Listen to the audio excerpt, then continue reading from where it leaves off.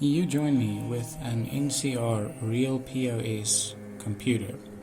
That really is the name, RealPOS. It stands for point of sale, but other abbreviation is also applicable. This is my machine in all its glory after being fixed. And today I want to take you on a quick view around this machine and all its quirks and features.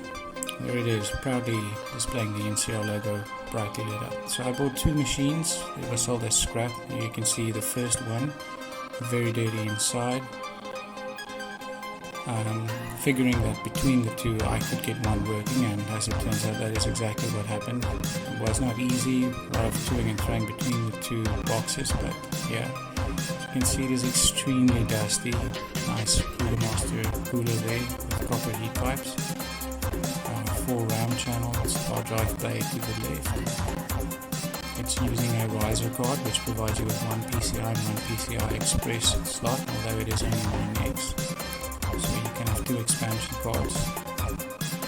It's got a myriad of connectors at the back, proprietary power connectors above the USB ones with different voltages, 9 USB ports all from the onboard, and 4 serial ports. It's also a cache drawer port, so this was really a machine built around your point of sales operations. And it can also power all the peripherals. That's those funny connectors you saw above the USB ports.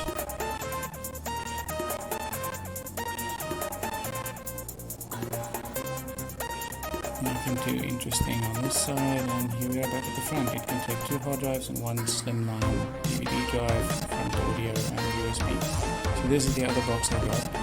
Case is in worse shape, but it was a bit more loaded. You can see there it's got a hard drive. It's got a lot of rust underneath. I think these were stored outside. We'll see more evidence of that on the inside. Yeah, just a really nasty looking case. Let's pop it open and see what goes on inside. We've got the same layout as the other box. Expansion slots, dead spider this time. So yeah, I do believe these boxes were stored outside. So very dirty motherboard, everything covered in dust. 2 RAM modules there. And the hard drive. Yeah, that fella didn't end up so. So let's see if I can get these cleaned up and working in reasonable fashion. Hard drive actually remarkably works for all of this.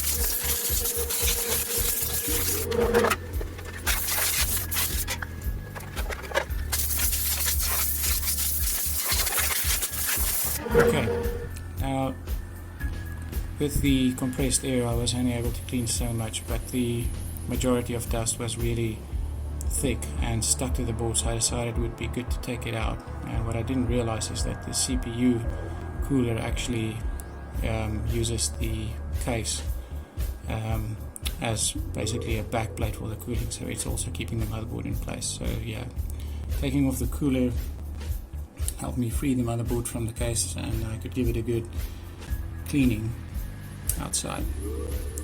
Brushing it off nicely. I would not recommend this for motherboards you care a lot about, but I mean, this was just messing around with some scrap computers, seeing if I could get anything going. Also using AstroTurf there for insulation while I start this thing up in basically test bench mode. Had issues with the one CPU, so I installed the other one from the other machine. Okay, nice. It starts up. So let's see. Everything's plugged in. Will we get some life from this thing? Got some lights, diagnostic lights taking you through the boot process.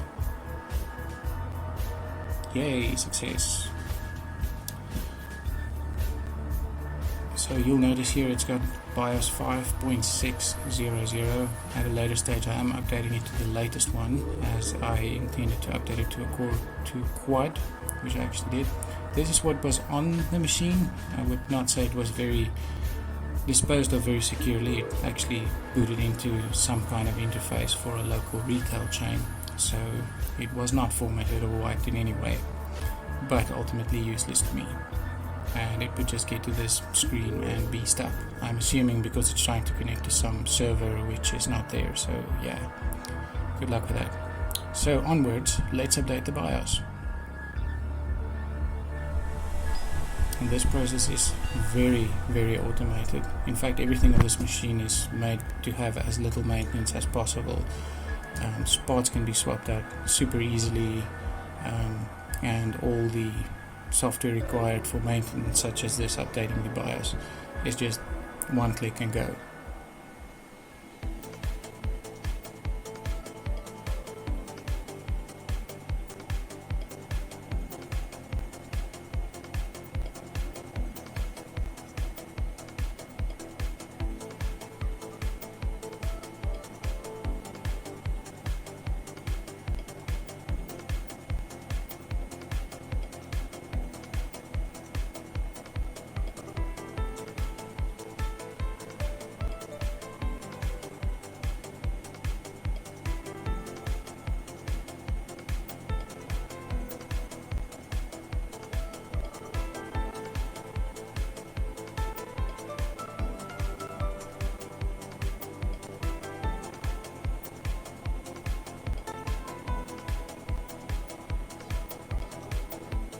There we go, success. Our machine was updated to the latest BIOS, and if you look quickly at the boot screen, coming up when it resets, you'll see it's now in version 5.6.61. Power cycle this baby.